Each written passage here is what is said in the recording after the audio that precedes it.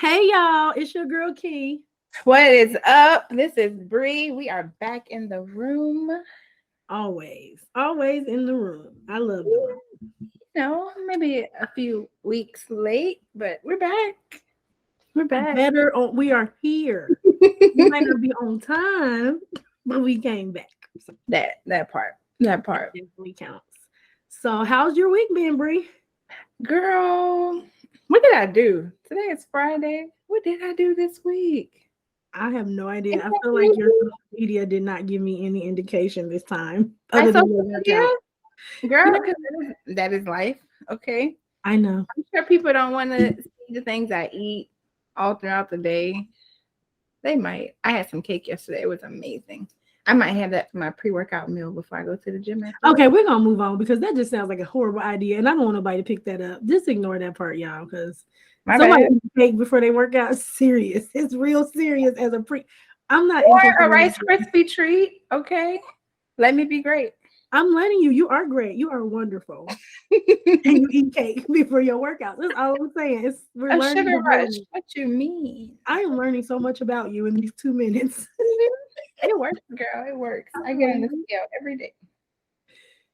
You get on the scale every day. We're not even gonna because this is gonna take me down a rabbit hole. Let's move on because it's the thing I'm doing on this little app. So that's the only reason why. Okay, because I was not for wait for other stuff.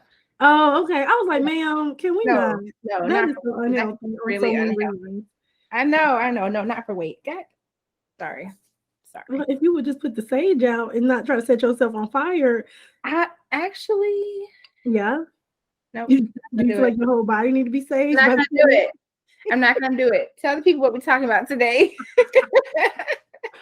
Okay. Hey, y'all. So today we are talking about the importance and validity of your no.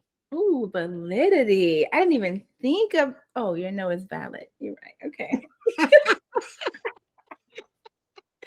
Yeah, you actually said that word. So I just brought it back, But yeah, so we're talking about the no, right? And so we were talking just in regular life, and regular life.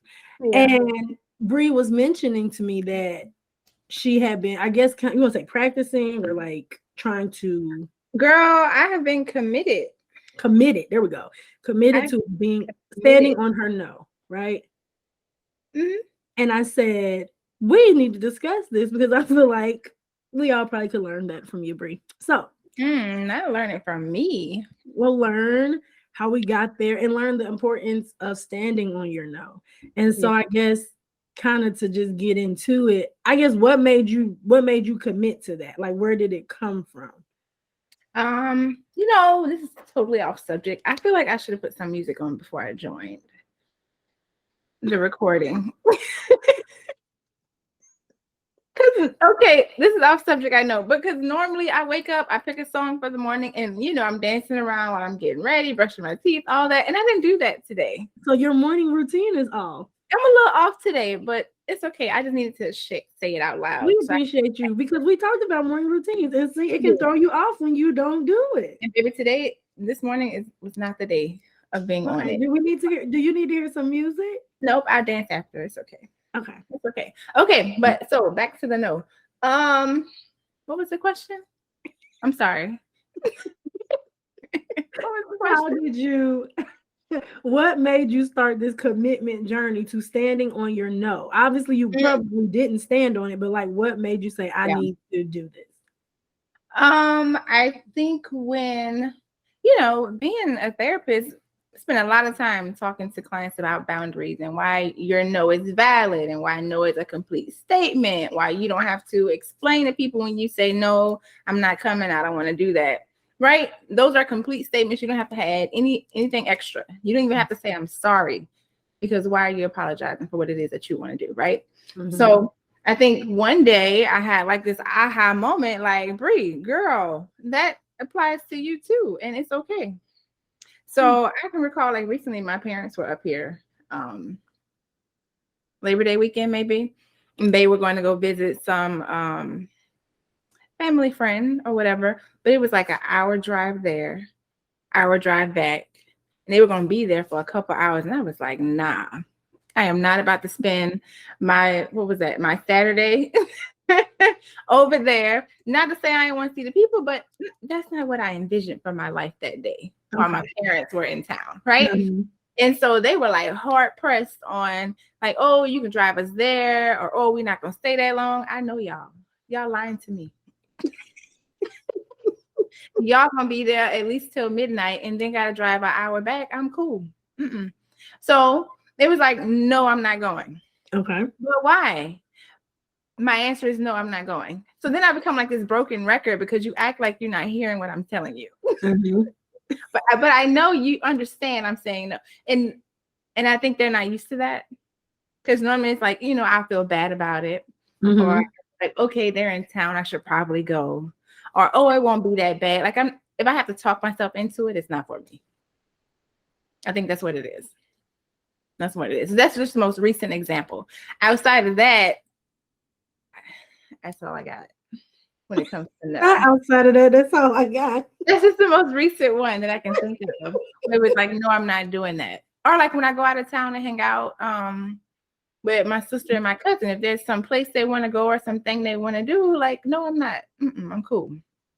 Or even like in conversations, this is a whole different thing.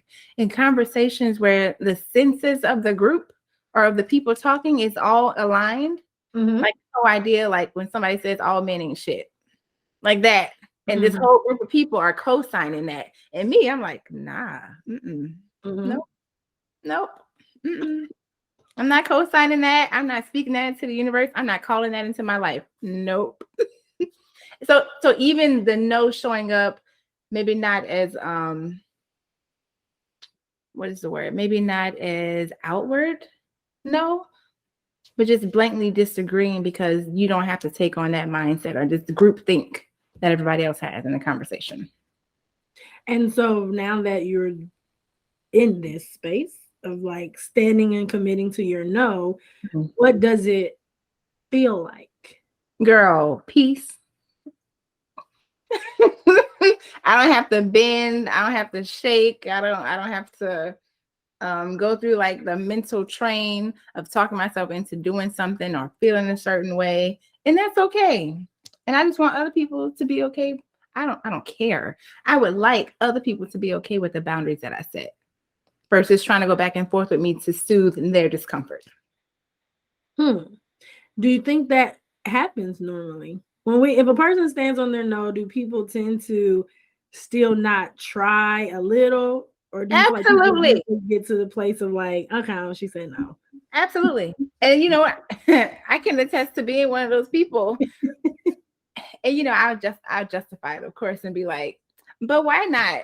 Like, why don't you want to go do this thing? I want to see this movie. I don't understand why you don't want to see it too. I can attest for something real small. But I think if it's a big thing, I can respect that. Okay, well then good. I want to go back to something you said. You said like, if you have to talk yourself into it, then it's a no. And I just wanted to address that to the people because people run with stuff. And so I want to clarify around that. That does not mean like work and stuff, guys. Like, because I feel like somebody will take that and be like, if I have to talk myself into it, it's a no. And it's like, sometimes I do have to talk myself into stuff. And it's not because it's a no, right? It's because it's like, I got to talk the motivation up. I got to pump myself up to do it. So I don't want y'all to run with that because it's people out there that run with everything. So I always have to come back because we don't need them trying to blame you when they done quit everything in their life. And then be like, I said I couldn't talk to I co-sign quitting and leaving where you're not happy. Okay. Yes, but we know better behaviors. I've gotten better recently, but still. It's just quitting. And it's just quitting, right? It's just they don't want to finish some things or they don't have a lot of follow through in general, and that is not impacting them well. But I want to be like standing on a no. Why do we think it is difficult for most of us who have? Because I've struggled with a no before, right? Like that's all new. Yeah. What makes us? I don't know if I want to use this word, but we're gonna run with it. What makes us scared or scared of the no, of like saying no and then sticking to it? Because it's one thing to say it, but to stand on it is the follow through part. And you know what? Sometimes I can say I didn't say no because I didn't know it was an option.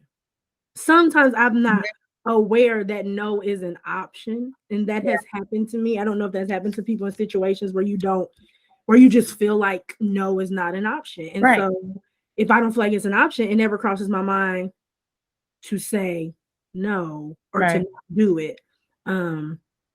And I think that happens a lot, especially at work. I think people probably deal with the not sure if they can say no more than anything else. Oh, yeah.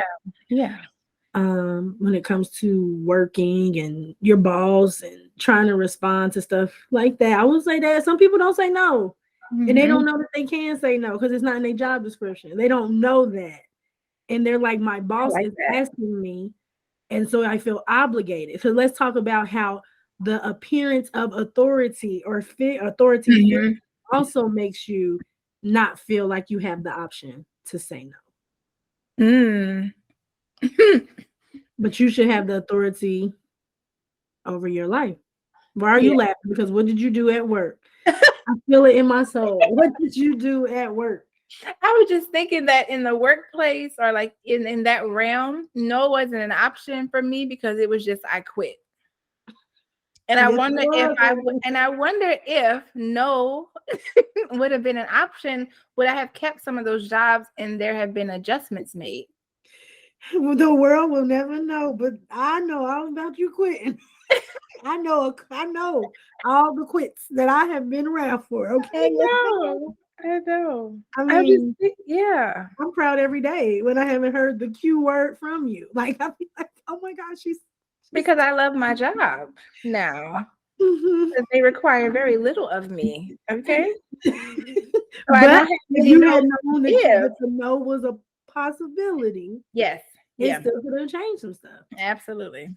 Simply. So understand that you always have the power of no. Now, everything has a consequence. I'm not saying that.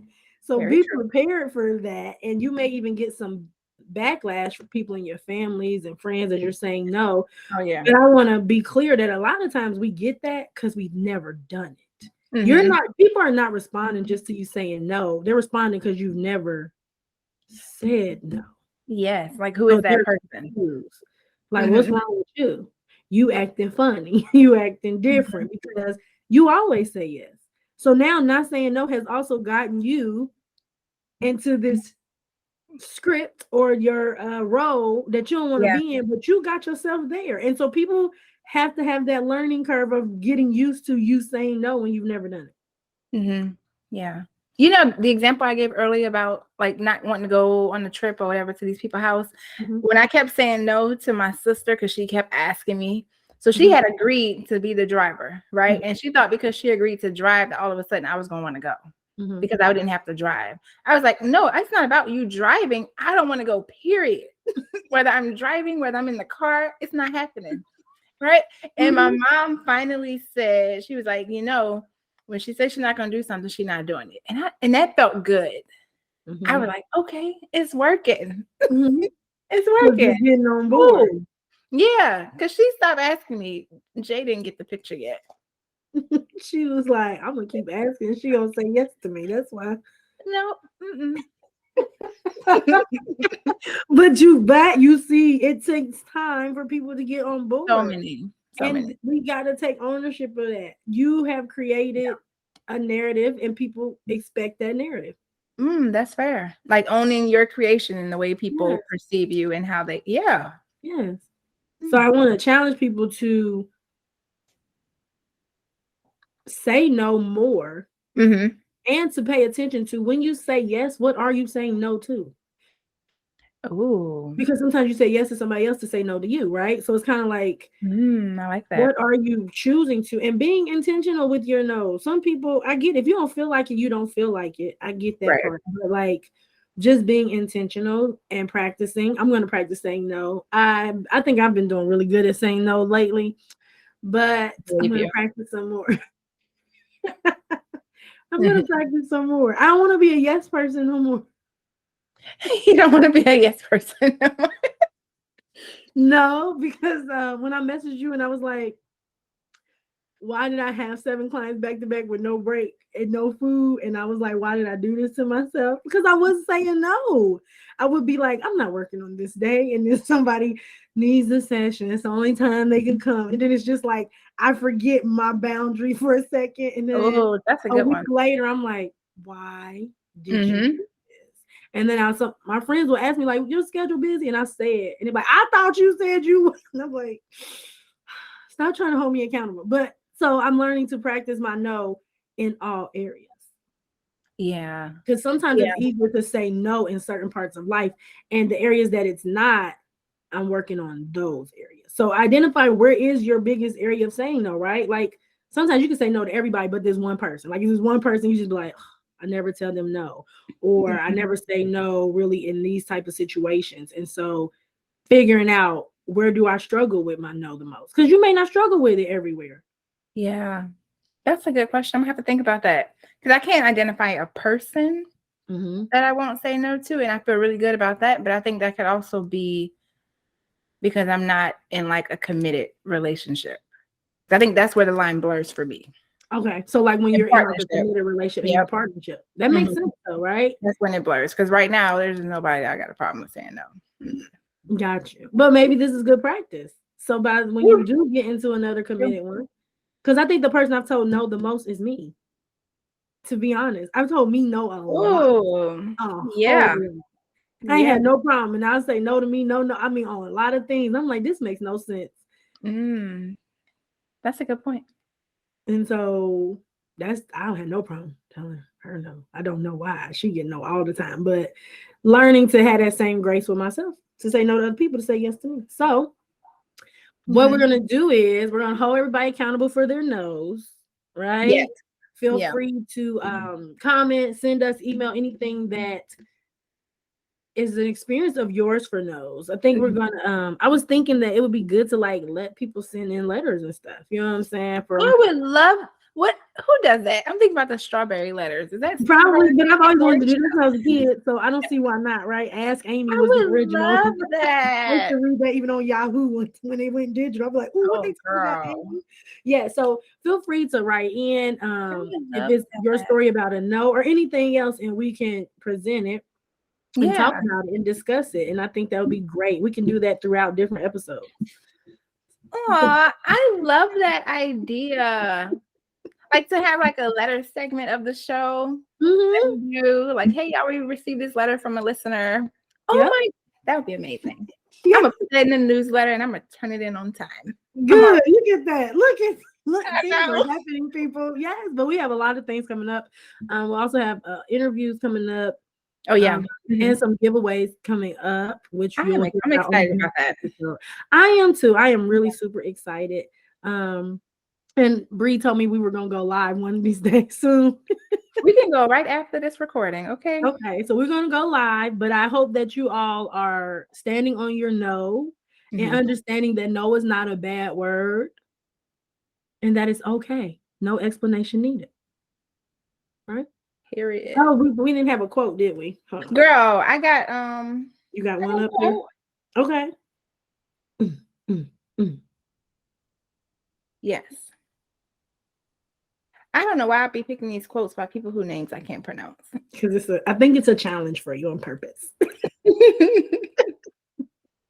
Well, I'm gonna skip that one. I'm not gonna say that one. There's so many. There are. You can give us 2 if you feel it in your soul. I don't feel any of these in my soul. Okay, I got it. All right. Still by the person whose name I can't say. It's fine. So this quote is by Vikram Verma.